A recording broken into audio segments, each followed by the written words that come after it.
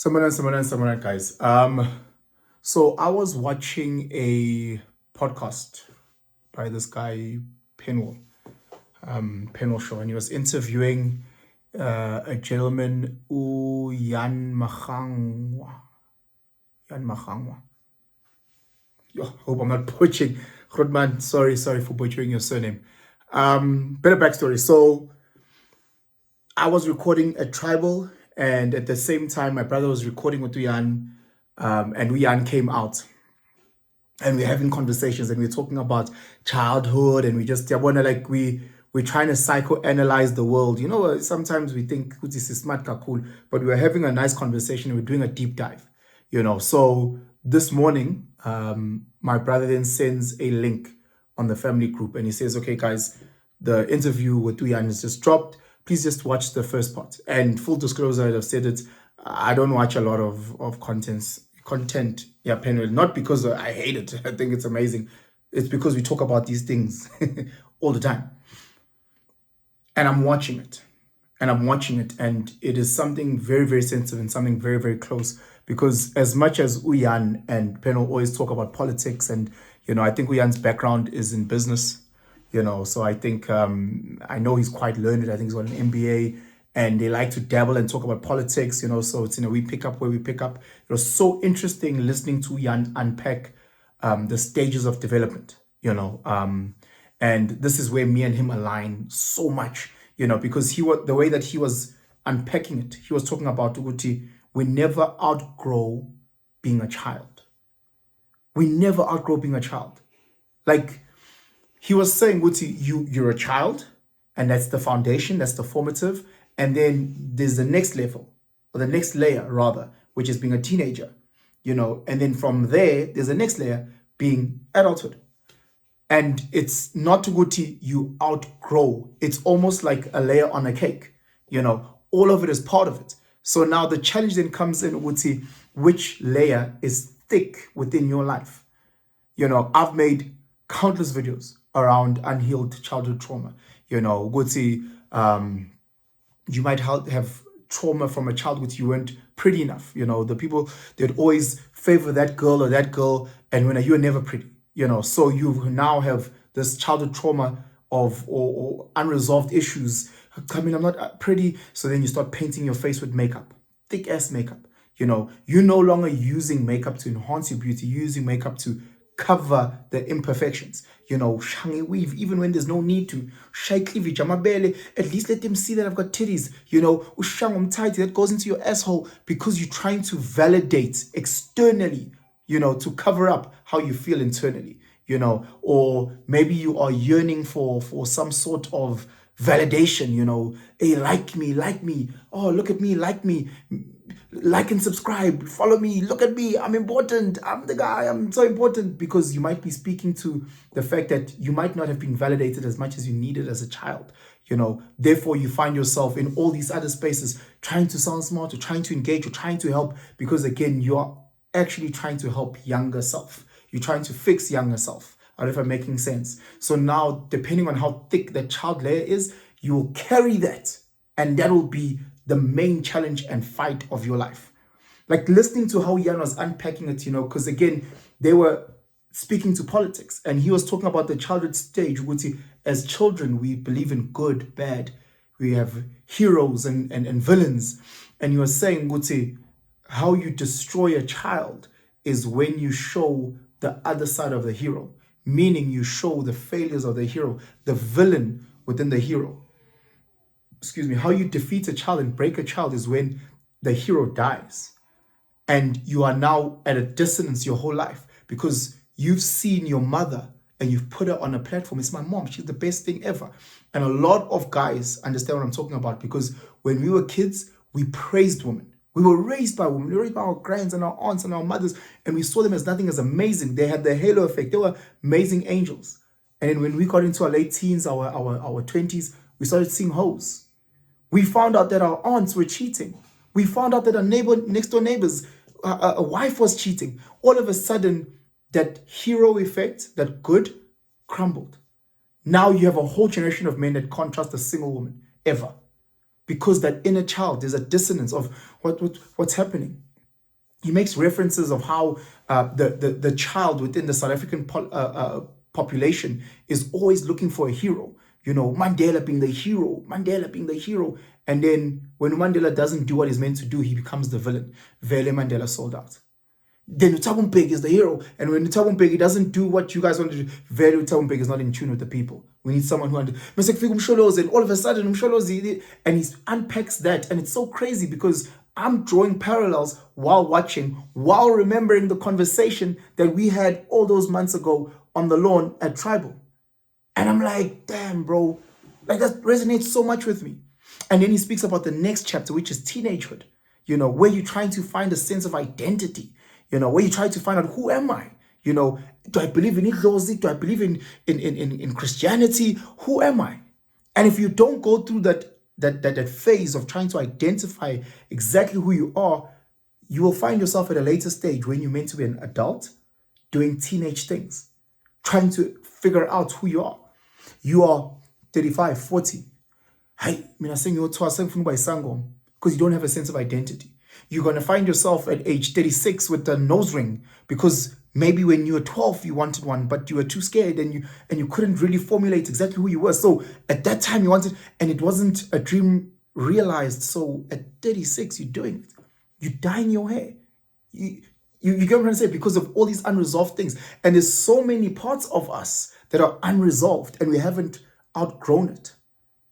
And he gets to the next stage, and then obviously Penwell with his big mouth doesn't let him really break it down. But this is where I want to jump in with this conversation, because when it comes to being an adult, the way that I view it, that stage is all about accountability, responsibility, and growth. And that's where most of people, they just fizzle and die. That stage, accountability, responsibility, and growth, is the hardest one because there is no blueprint. Because as a child and as a teenager, society has set standards, you know, where you go from grade R to grade 1 to grade 2 to grade. We can see the growth as a teenager in high school, and then from high school you're meant to go to university, and you know that's the standard growth. As adulthood, all you have is physical markers. You know, you're getting a beard, and you know all of a sudden your knees are a little bit sore, but that doesn't speak to growth. So then you have so many of our brothers and sisters that get a degree and then get an honors and then get a master's and get a master's and get change the degree, and then because they're trying to find indicators of growth. But that doesn't necessarily speak to the growth required in the phase of adulthood. Because in that phase, the growth that we need is the growth where you can solve problems. Problems not just in your life, but in your family and your community. Adulting, like the universe, is always expanding, and it requires you to expand. Because if you're sitting alone, you're 40, you're sitting alone in a flat, I don't know what you are responsible and accountable for outside of self. I don't know if you are truly immersed in adulting. So then you might find yourself doing things that are aligned with the teenage phase, where you're getting a motorbike, or you're going through a midlife crisis where you are now 42 and dating 21-year-olds. Or you find yourself 45 and starting to do things that were, again, not met with you in your teenage phase. Let's say your teenage phase going from age 12 to 24 or 26 when your prefrontal cortex is fully developed. Okay, let's say 12 to 24. Actually, let's leave it there. Let's say that's the teenage phase, the phase of self-identity. And if you don't truly embrace that, figure out who you are, it's very hard once you get into your later 20s and 30s to start growing in your identity. If your identity is Christianity, by the time you get to 32, you should be growing in your faith because you know who you are. If you are Rastafari, by the time you get to 32, you're now embracing it and your dreads are all the way by your ass crack. You should be embracing that growth.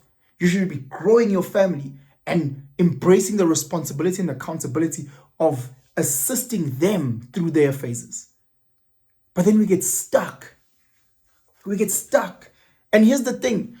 Whenever you met with real pressure, you jump up and down the phases.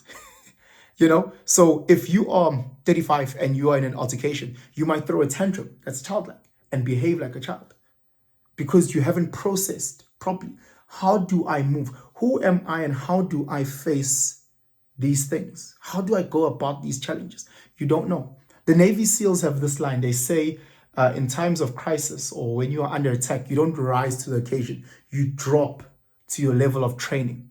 I've seen this on the rugby field. When my team is getting thrashed or any other team getting thrashed, the team that's losing, you see they panic. They panic because they don't know what to do, but they don't rise to the occasion. A team that's trained, really trained, even when they're losing, it's fine. They know, they stick to their systems. And then all of a sudden, like, oh, they wanted to end. No, they knew their systems. They knew exactly what they were doing. They knew how to get there because they've gone through these phases of life. It's like my mind, every time I watch, and I haven't finished it, I don't want to lie, I haven't finished it. I watched like the first 22 minutes of it. So maybe Benno did give him a chance to unpack the adulthood, and I'll let you guys know if it does get to that point. But it's so crazy because I've done a video on who's this? The baby, the camel, the lion, and the dragon. That is, oh Lord, what's this philosopher's name? I just went blank. And how he speaks, Friedrich Nietzsche speaks about how we are born as babies and we transition through the world and we become camels, where again, the camel does what the universe tells them. The universe being the ultimate dragon, big dragon, so you come in as a baby and you don't know what's up.